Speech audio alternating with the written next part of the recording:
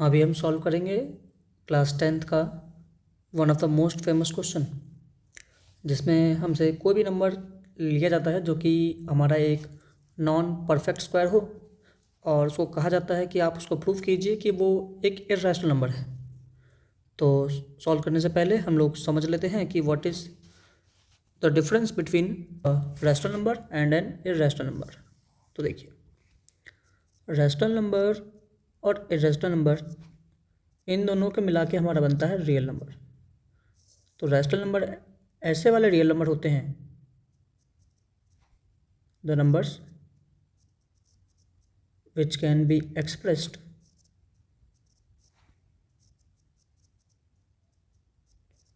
In the form of P upon Q।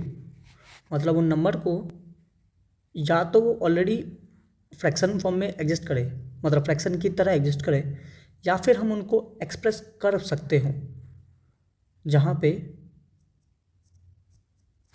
P and Q are coprime integers, where P and Q are coprime integers. क्या होते हैं को prime integers? तो देखिए, integers का मतलब पहले जानते हैं, फिर हम को प्राइम का मतलब जानेंगे। इंटीजर्स का मतलब है कि ये कंप्लीट नंबर्स होंगे। They can be positive numbers, they can be negative numbers, और it can be zero.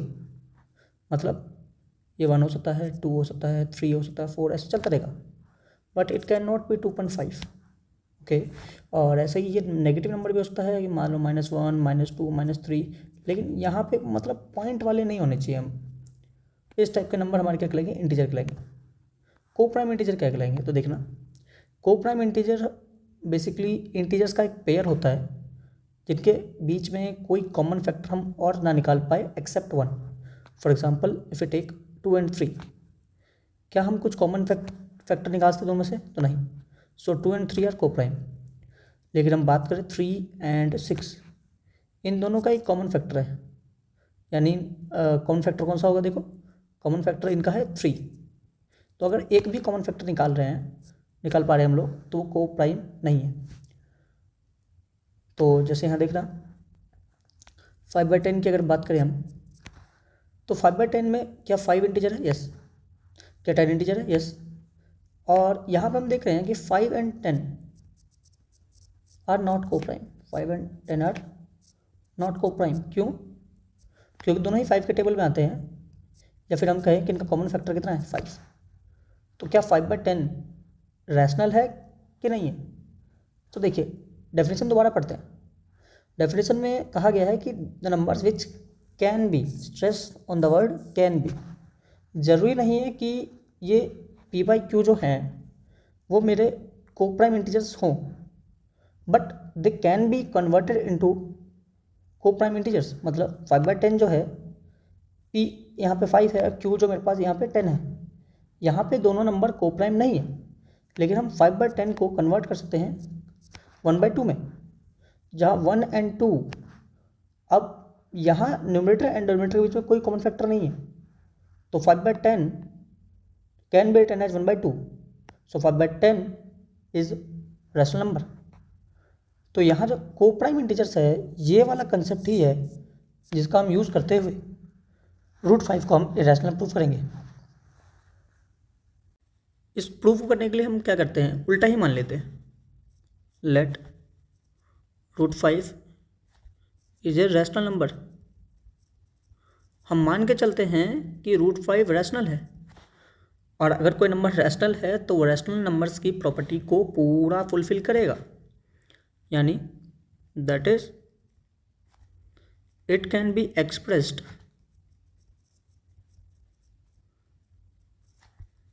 in the form of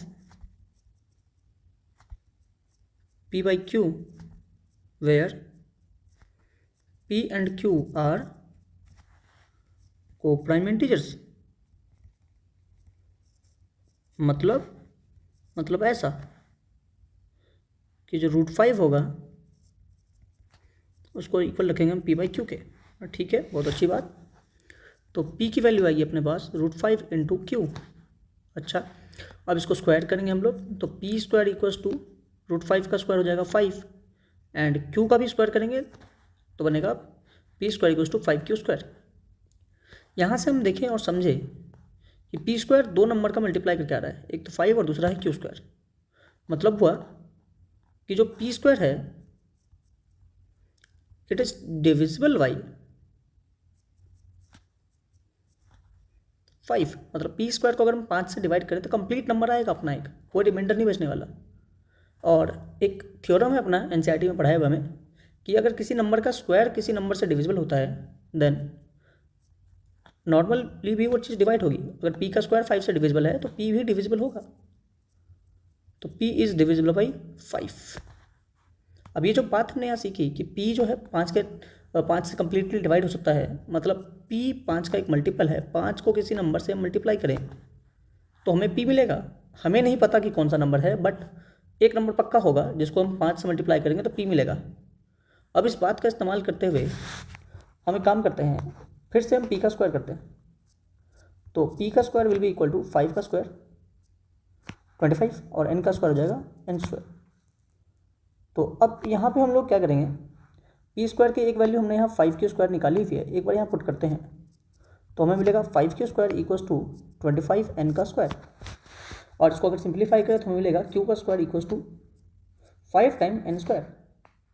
यहाँ से अगर हम थोड़ा देखें इस चीज़ को तो हम ये क्या देख सकते हैं कि क्यू स्क्वायर भी जो है वो डिविजिबल है 5 से,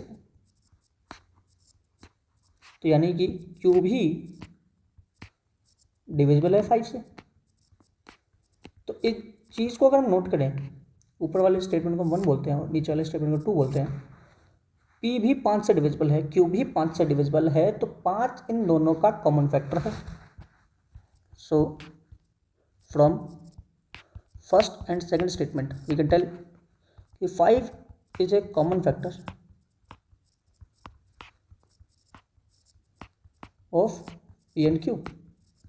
और अगर कॉमन फैक्टर है इसका मतलब हुआ कि P and Q are not coprime, क्योंकि को प्राइम होने के लिए कोई भी कॉमन फैक्टर नहीं होना चाहिए, लेकिन यहाँ तो है।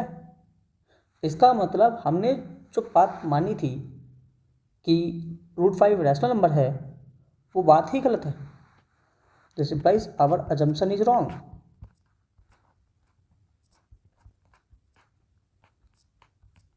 Our assumption is wrong and √5 is irrational. Thank you.